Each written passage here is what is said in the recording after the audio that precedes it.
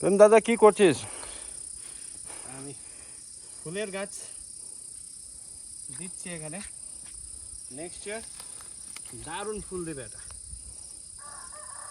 So next इयरको लागि है यो चाहिँ एभ्रीबडी मैले नीलकमल दिँदैछ।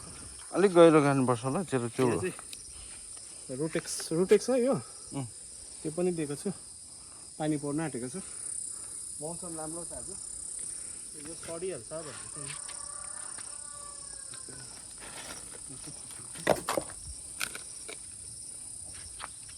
यो फुलेपछि चाहिँ येलो बेड गर्छ हामीले यो चाहिँ।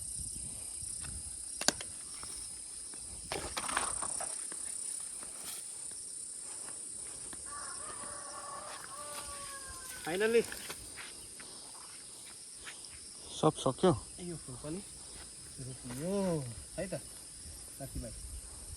माटो पाइदैन। अझै गहिरो माटो पाइन यहाँ राम्रो छ। हलिँदैछ त अन्त। ल सट्टै देखाउँछु लग्छु। देखाइदिनुहोस् है। ल यो फुल चाहिँ हामीले यहाँ भरि लगाइसकेको छौँ है त।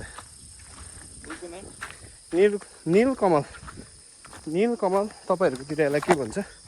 ल यो पाटा चाहिँ यसरी लागिसके है फुल चाहिँ। अब यो त सिजनमा फुल्यो भने त दामी रहेछ। ल लोकल ट्रिटमा आजको काम चाहिँ लगभग कम्प्लिट भयो। यही सोचेर आएको थिएँ। भोलि पनि एक दुईवटा काम छ। ल यसरी फुल रोपिदिएको छु। पानी आउनु आँटेको छ। अब यो यिनीहरूलाई चाहिँ डिफ्रेन्ट चाहिँ यहाँ छ सबैभन्दा डिफ्रेन्ट। ल तपाईँहरूकोतिर छ भने दिनु पऱ्यो होइन सोनाम दा? दिनु पऱ्यो। फुल चाहिँ दिनु पऱ्यो। हामी रोप्ने छौँ यहाँ है त। लास्ट इयर रोपेकोहरू फुलिसकेको छ। त्यसको हर्टिकल्चर हुने चाहिँ प्रमोसन गर्नु चाहनुहुन्छ भने चाहिँ लोकल ट्रिटलाई दिनुहोस् है। लास्ट इयर चाहिँ मसिनो दिएको थियो। यिनीहरूलाई पनि सफा गर्नुपर्ने छ।